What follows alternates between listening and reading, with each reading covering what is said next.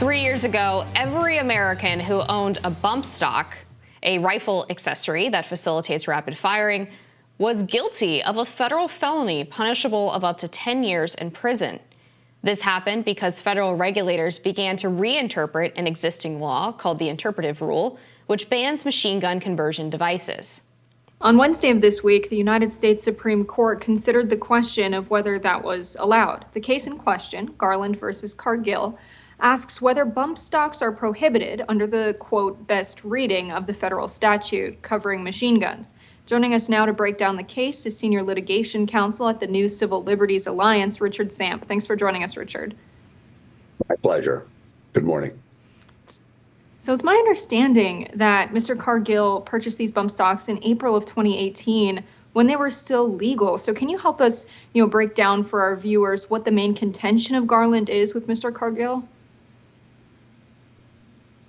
On the one hand, it's merely a dispute as to the meaning of the definition of a machine gun. But what it really comes down to is that for many, many years, the federal government interpreted machine guns as not including semi-automatic weapons or devices that could make semi-automatic weapons shoot more rapidly.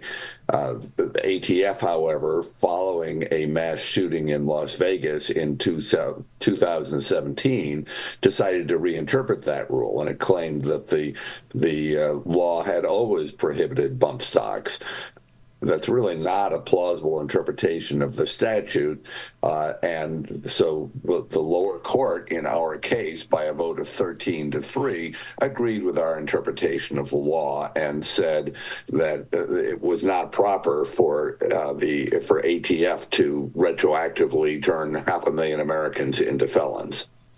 Yeah, so I mean, your point about the machine gun statute is well taken, Richard, because bump stocks don't change the mechanics of the gun. They don't turn a semi-automatic weapon into an automatic weapon. They simply allow someone to fire a semi-automatic weapon more rapidly. It's still one trigger pull for one bullet that's fired from that gun. So it also seems like your contention in this case is that Congress should be making these changes to gun policy as opposed to retroactive rulemaking from the ATF. Is that right?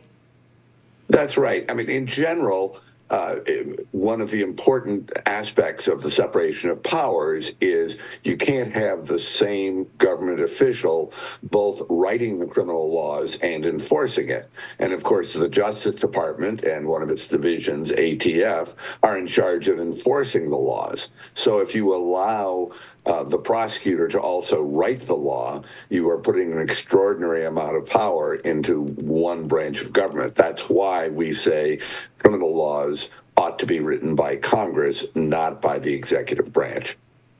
So there are no bump stocks, just to be super clear, that can allow a rifle to be converted into a weapon that automatically fires more than one shot with the single action on the trigger. Is that right? That is our interpretation of the statute. And basically, at the Supreme Court on Wednesday, some of the justices, particularly Justice Jackson, said, well, we think that the real purpose of the law is to ban any weapon that shoots really rapidly. And there's no question that with the use of a bump stock, and a semi-automatic weapon can be fired quite rapidly that you can get 50 bullets into a clip, and that clip can probably be fired in about 10 seconds. So there's no question that this makes it a dangerous weapon. Justice Jackson says, well, really that means that that Congress intended to ban it. But if you look at the actual words of the statute, what the law says is that any weapon that requires a separate movement of the trigger every time that there is a shot is not a machine gun.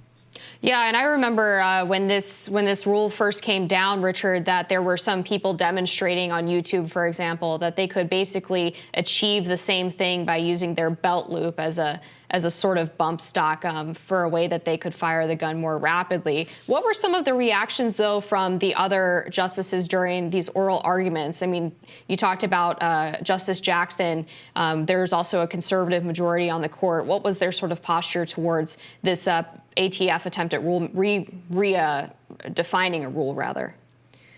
Well, not every justice clearly expressed their views on this, but several of the justices, including both Justice Barrett and Justice Gorsuch, said to the government attorney, you know, we have some sympathy with your position. These really do look like dangerous weapons. However, we're not sure that it's appropriate for the executive branch to rewrite the law in order to say any dangerous weapon ought to be banned. So there was certainly a lot of pushback from some of the more conservative members of the court. It's going to be clearly a split decision. The three liberal members of the court, Sotomayor, Kagan, and Jackson, all took the view that, well, this weapon is just too dangerous and we ought to go along with the executive branch. But there's clearly going to be some votes and probably 5 or 6 votes for the opposite view. So it sounds like the court is reviewing the amicus curiae briefs. They are, hearing a response from petitioners from Attorney General Merrick Garland, and it sounds like they're going to make a decision relatively soon. But regardless, it seems to me, whatever way they decide, that Congress is going to need to follow up with some new legislation clarifying what the law really is on machine guns, and gun control has been extremely contentious in Congress. It doesn't seem we're going to get bipartisan legislation, but this seems something relatively easy for them to decide to clear up. Is it your sense that following this case, we're going to see some movement on Congress? Have you seen members of Congress take interest in this case with you? We have, and a number of members of Congress filed Friends of the Court brief on both sides of the case.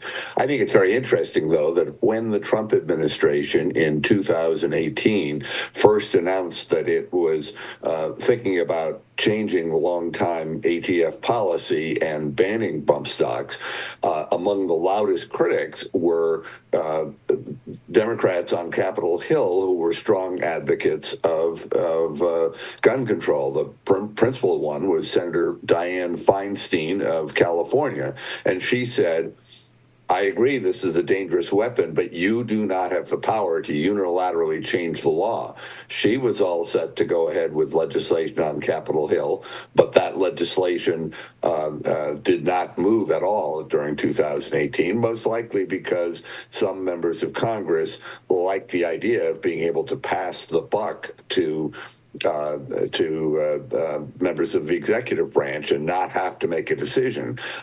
One of the real advantages of a court ruling in our favor in this case, it would be laying down a marker to Congress saying, hey, look, it's up to you to write the criminal laws. And if you would like to take a stand on this issue, go ahead and take a stand, but don't think you can take the easy way out and just allow the executive branch to act for you. One final question for you before we have to go. The ATF has also been recently considering some other rule reinterpretations to be generous. They've been trying, for example, to crack down on the use of stabilizing braces. Are you hopeful that if you come out with a victory in this case, that could potentially tamp down future actions from the ATF in trying to legislate via bureaucracy? I hope so.